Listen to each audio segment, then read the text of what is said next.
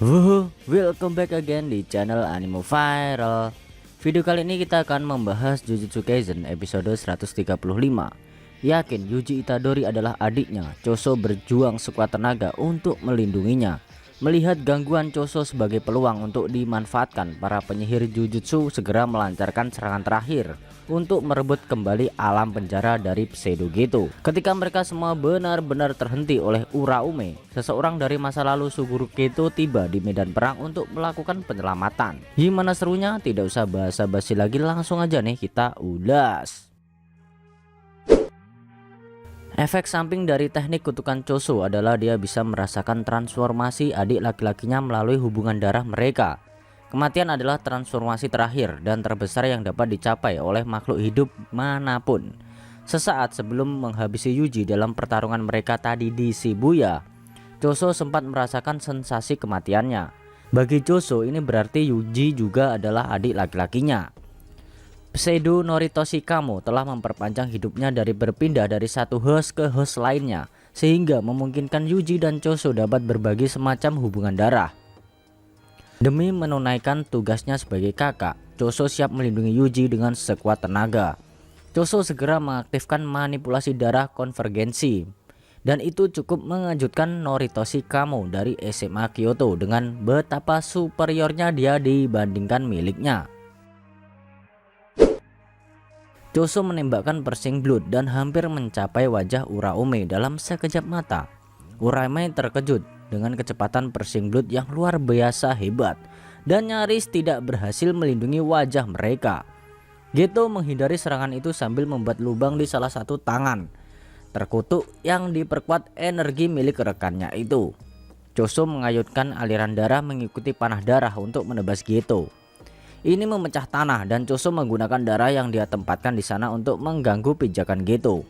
Mereka saling serang dengan saling bertukar pukulan dalam pertarungan jarak dekat.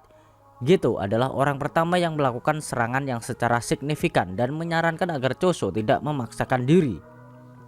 Setelah dia bertarung jauh sebelumnya, Choso tidak menganggap rasa lelah sebagai alasan untuk mempertaruhkan nyawanya demi melindungi adiknya. Bingung, Panda bertanya apakah Yuji benar-benar punya hubungan keluarga dengan Choso. Yuji tidak mempercayainya dan mengungkapkan bagaimana Choso hampir membunuhnya sebelumnya. Terlepas dari hubungannya dengan Yuji, Noritoshi menunjukkan bahwa Choso menciptakan gangguan yang perlu mereka manfaatkan. Dengan dua inti yang masih kuat, Panda tampil di depan dalam mode gorila, sementara yang lain mengikutinya di belakang. Panda mengaktifkan ketukan drumnya yang tidak dapat diblokir. Namun tiba-tiba Uraume mengaktifkan teknik bawaan mereka, yaitu formasi es. Uraume menggunakan Frost Clam untuk mengeluarkan kabut es yang membekukan Choso, Noritoshi dan juga Panda dan juga Kusakabe. Geto meminta mereka untuk tidak membunuh para penyihir karena dia membutuhkan utusan. Uraume menyembuhkan tangan mereka menggunakan teknik kutukan terbalik, membuat Kusakabe kecil hati yang menganggap pengguna kutukan ini berada pada level yang jauh berbeda dari dirinya. Choso mengaktifkan skala merah mengalir untuk meningkatkan suhu tubuhnya dengan cepat dan mencairkan es, mengklaim bahwa itu tidak dapat menahannya. Uraume muncul di depan Choso dengan ujung jari beku menunjuk ke wajahnya dan menanyakan berapa banyak es yang dibutuhkan. Yuji satu-satunya yang tidak membeku guys, menendang Choso keluar dari es untuk menyelamatkannya dari Uraume. Karena kesal, Uraume bertanya menurut kapal itu milik siapa sih tubuh itu. Yuji yakin dia tidak dibekukan karena Sukuna dan bertanya pada Choso dia berada di pihak mana.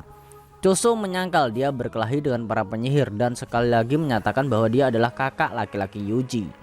Dia bahkan meminta Yuji untuk mencoba memanggilnya kakak sekali saja. Yuji mengabaikan ini karena dia melihat Momo Nishimiya terbang ke tanah dengan sapunya. Momo menggunakan teknik wind sight miliknya untuk meluncurkan bilah energi angin terkutuk dari sapunya ke arah dua pengguna kutukan itu. Uraume mampu memblokir serangan ini dengan tangan kosong jauh lebih mudah daripada Persing Blood, membuat Momo cukup frustasi karena hanya Yuji, Momo, dan Choso yang masih bisa bergerak saat ini.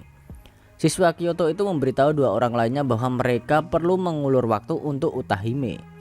Tidak puas karena membutuhkan seseorang membawa pesan sebagai alasan untuk menjaga agar banyak penyihir musuh tetap hidup, Uraume mengaktifkan formasi esnya lagi. Mereka mengklaim Yuji saja sudah cukup dan menciptakan aliran es yang mengelilingi kedua pengguna kutukan sebelum membelah untuk membekukan musuh mereka. Bongkahan es berterbangan menyerang dan membekukan Yuji, Choso, dan Momo di tempatnya. Gelombang kedua es yang tajam menyerang mereka dari atas. Memastikan kematian mereka tampaknya sudah pasti sampai Shikigami misterius tiba-tiba muncul guys, dan dengan cepat memecah kebekuan itu. Penyihir kelas khusus Yuki Tsukumo muncul di medan perang untuk menemani Shikigaminya. Dia menanyakan pertanyaan yang sama lagi kepada Geto bertahun-tahun yang lalu, menanyakan gadis seperti apa yang dia sukai.